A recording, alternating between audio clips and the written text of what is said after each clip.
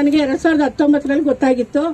So ಈ ಜಾಗ ಮೊದಲನೇದಾಗಿ ಮರ ಕಡಿತಿರುವಾಗ ಕೃಷ್ಣಮೂರ್ತಿ ಅವರಿಗೆ ಸಲ್ಲಿಸಬೇಕಾಗುತ್ತೆ ಒಂದು ಚಪ್ಪಾಳೆ. ಯಾಕೆಂದ್ರೆ ಅವರು ಹೇಳಿ ನನಗೆ ಈ ವಿಚಾರ ಮುಟ್ಟಿಸಿದ್ರು. ನಾನು ಗ್ರೂಪಿಗೆ ಹಾಕಿ ಆಗ ನಮ್ಮ ಪರಿಸರಕ್ಕಾಗಿ ನಾವು ತಂಡದವರು ಅವತ್ತಿಂದನೂ ನಿರಂತರವಾಗಿ ಹೋರಾಟ ಮಾಡ್ಕೊಂಡು ಬಂದಿರೋ ಪರಿಸರಕ್ಕಾಗಿ ನಾವು ತಂಡದವರಿಗೆ ನಾನು ಅನಂತ ನಮಸ್ಕಾರಗಳನ್ನ ತಿಳಿಸ್ತಾ, ಈ ಕೆರೆ ಜಾಗದಲ್ಲಿ 11ವರೆಗೆ ಬೆಳಗ್ಗೆ ಬಂದ ನಿಂತು 7ವರೆವರೆಗೂ ಹೋರಾಟ ಮಾಡಿ 5 JCBನ ಮತ್ತೆ ಅದಕ್ಕೆ ಸಂಬಂಧಪಟ್ಟ ಅಧಿಕಾರಿಗಳ ಮೇಲೆ FIR ಮಾಡಿಸಿದ್ರೆ ಸರ್, ಆ JCB ತಂಡದವರಿಂದ ದಂಡ ಕಟ್ಟಿಸ್ಕೊಂಡಿದ್ದಾರೆ. ಅಧಿಕಾರಿಗಳಿಗೆ ಇದುವರೆಗೂ ಯಾವ್ದು ಅರಣ್ಯ ಇಲಾಖೆ ಕ್ರಮ ಕೈಗೊಂಡಿಲ್ಲ. ಕೇಳಿದ್ರೆ ಇವತ್ ಮಾಡ್ತೀವಿ ನಾಳೆ ಮಾಡ್ತೀವಿ ಅಂತ ಅರಣ್ಯ ಇಲಾಖೆ ಮೀನಮೇಷ ಎಣಿಸ್ತಾ ಇದೆ. ಅದೇ ಯಾರೇ ಒಬ್ಬ ಬೇರೆ ವ್ಯಕ್ತಿ ಆದ್ರೆ ಅವ್ರನ್ನ ಅರೆಸ್ಟ್ ಮಾಡಿ ಇನ್ನೊಂದ್ ತರ ಮಾಡ್ತಾ ಇದ್ರು. ಇದನ್ನ ತಮ್ಮ ಗಮನಕ್ಕೆ ತರಕ್ ಬಯಸ್ತೀನಿ. ಎರಡನೇದಾಗಿ ಈ ಜಾಗ ಸರ್ವೆ ನಂಬರ್ 85, 88, 106, 107 ಕೆರೆ ಉದ್ಯಾನವನ ಇಲ್ಲಿನ ಸ್ಥಳೀಯರಿಗೆ ಮೀಸಲಿಟ್ಟ ಜಾಗ. ಇದನ್ನ ಯಾರಿಗೂ ಪರಭಾವೆ ಮಾಡಬಾರದು ಅಂತ 1976 ಮೂಡ ಆರ್ಟಿಕಲ್ ಅಲ್ಲಿ ಇದೆ. ಕೊಡಬಾರದು ಅಂತಾನು ಆದೇಶನೂ ಇದೆ. ಪ್ರತಿನ ನಾನು ಮಾಹಿತಿ ತಗೊಂಡಿದ್ದೀನಿ. ಆದ್ರೆ ಸಚಿವ ಸಂಪುಟದಲ್ಲಿ ನಮ್ಮ ಮಾಜಿ ಮುಖ್ಯಮಂತ್ರಿ ಅವರು ಇಳಿಯೋ ಸಂದರ್ಭದಲ್ಲಿ ಅವ್ರ ಹತ್ರ ಸಹಿ ಮಾಡಿಸ್ಕೊಂಡು ಪ್ರಸ್ತಾವನೆ ಮಾಡಿ ಅಂತೇಳಿ ಮೂಡಕ್ಕೆ ಕೊಟ್ಟಿದೆ. ಆದ್ರೆ ಮೂಡದಿಂದ ಈ ಯುವ ಸಬಲೀಕರಣ ಕ್ರೀಡಾ ಭಾಸ್ಕರ್ ನಾಯಕ್ ಅಂತ ಇಲ್ಲಿ ಬಂದು ಅವತ್ತು ಗಿಡಗಳನ್ನ ಮುಳ್ಳಿನ ಪೊದೆಗಳನ್ನ ಕ್ಲೀನ್ ಮಾಡಿಸ್ತಾ ಇದ್ದೀನಿ. ರವಿಕುಮಾರ್ ಅವ್ರು ಹೇಳಿದ್ರಲ್ಲ ವೆಲೋಡ್ರಮ್, ಸೈಕಲ್ ವೆಲೋಡ್ರಮ್ ಮಾಡ್ತೀವಿ ಅಂತ, ಅದಕ್ಕೆ ಕ್ಲೀನ್ ಮಾಡಿಸ್ತಾ ಇದೀವಿ ಅಂತ ಒಂದು ನಮ್ಗೆ ತಪ್ಪು ಮಾಹಿತಿ ಕೊಟ್ರು.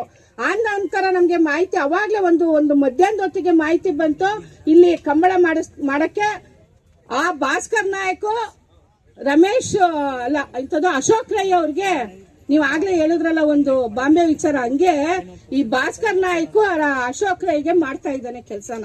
ಆ ರೀತಿ ಹೇಳೋದಕ್ಕೆ ಇಷ್ಟಪಡ್ತೀನಿ. ಯಾಕೆ ಅಂತ ಹೇಳಿದ್ರೆ ಆ ಕ್ರೀಡಾ ಸಭಾ ಇದಕ್ಕೇನೆ ಒಂದು ಇನ್ನೂ ಅನುಮೋದನೆ ಆಗಿಲ್ಲ. ಅಂದ್ರೆ ಮೂಡಾದಿಂದ ಅವ್ರಿಗಿನ್ನೂ ನಿಂದು ಈ ಜಾಗ ಕ್ರೀಡಾಂಗಣಕ್ಕೆ ಸೇರಿದ್ದು ಅಂತ ಕೊಡದೆ ಹೋದ್ರು ಆ ವ್ಯಕ್ತಿ ಬಂದು ಎಲ್ಲ ಕ್ಲೀನ್ ಮಾಡಿಸ್ತಾ ಇದ್ದ.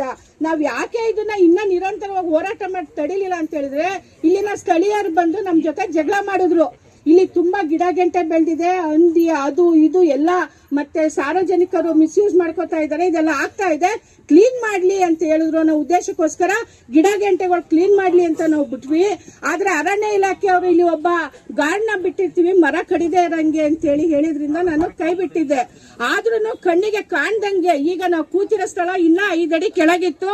ಇಲ್ಲೆಲ್ಲ ಗಿಡಗಳು ಮಣ್ಣೆಲ್ಲ ಹಾಕಿ ಮುಚ್ಚಿದ್ರು ಅಂತ ಇಲ್ಲ ನಮ್ಮ ಪರಿಸರ ಹೋರಾಟಗಾರರು ವಿಡಿಯೋ ಮಾಡಿ ಆಗ್ತಾ ಇದ್ರು. ನಾನು ಅರಣ್ಯ ಇಲಾಖೆ ಅದನ್ನ ಪೋಸ್ಟ್ ಮಾಡ್ತಾ ಇದ್ರು.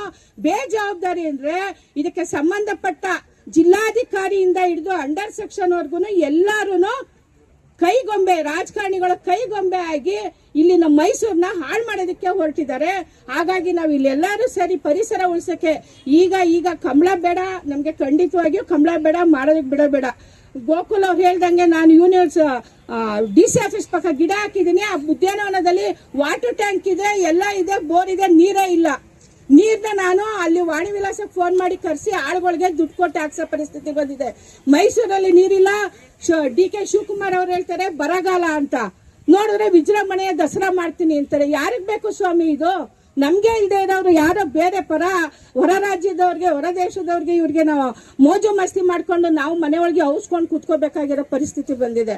ಸೊ ಹಾಗಾಗಿ ನಾನು ಹೇಳೋದಿಷ್ಟನೇ, ಈ ಜಾಗ ಇನ್ನೂ ಕ್ರೀಡಾಂಗಣಕ್ಕೆ ಹಸ್ತಾಂತರ ಆಗಿಲ್ಲ, ಮಾಡ್ತಾ ಇದ್ದಾರೆ. ಇದನ್ನ ಮಾಧ್ಯಮದಲ್ಲಿ ನೀವು ತಿಳಿಸ್ಬೇಕು.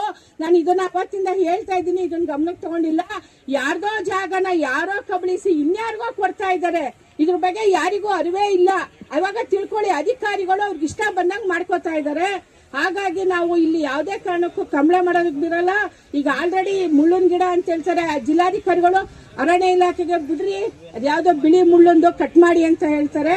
ಕೊನೆಗೆ ಅವ್ರು ಹೇಳ್ತಾರೆ ಇಲ್ಲ ಸರ್ ನಿಮ್ದೊಂದು ಟ್ರ್ಯಾಕ್ ಮಾಡಿ ಕೊಡಿ, ಕೋಣನ ಎಲ್ಲಿ ಓಡಿಸ್ತೀರಾ ಅದಷ್ಟು ಮಾಡ್ಕೊಡ್ತೀವಿ ಅಂತ ಹೇಳ್ತಾರಂತೆ. ಈ ಪರಿಸ್ಥಿತಿ ಇಷ್ಟು ಮಟ್ಟಿಗೆ ಬಂದಿದೆ. ಇವತ್ತಿನ ನಮ್ಮ ಹೋರಾಟ ಇವ್ರೆಲ್ರಿಗೂ ಚುಚ್ಚುತ್ತಾ ನೋವಾಗಿ ನಿಲ್ಲಿಸ್ತಾರ, ಏನ್ ಮಾಡ್ತಾರ, ಇಲ್ಲ ನಮ್ಗೆ ಇನ್ನು ಮುಂದೆ ಹೋರಾಟ ಮಾಡಕ್ ಬಿಡ್ತಾರ, ಇಲ್ಲ ನಮ್ಗೆ ಇಲ್ಲಿಗೆ ಕೈ ಬಿಡ್ತಾರ ಅಂತ ಕಾದ್ ನೋಡ್ಬೇಕು. ನೀವೆಲ್ಲರೂ ಕೂಡ ನಿಮ್ಮ ಮೊಬೈಲ್ ನಲ್ಲಿ ಇರ್ಬೋದು, ಎಲ್ಲತ್ರಲ್ಲಿ ಇರ್ಬೋದು, ಮಾಧ್ಯಮದವರು ಕೇಳ್ತಾ ಇರ್ತಾರೆ ಇಲ್ಲಿ ಕಂಬಳ ನಡೆಸೋದು ಬೇಡ, ಪರಿಸರ ನಾಶ ಮಾಡೋದು ಬೇಡ ಅಂತ ಎಲ್ಲರೂ ಕೈ ಜೋಡಿಸಿ ಅಂತ ನನ್ನ ಒಂದೆರಡು ಮಾತಾಡಕ್ ಅವಕಾಶ ಮಾಡಿಕೊಟ್ಟೆ ಎಲ್ಲರಿಗೂ ಒಂದ್ಸಿ ನಾನು ಮಾತು ಮುಗಿಸ್ತೀನಿ. ಜೈ ಹಿಂದ್, ಜೈ.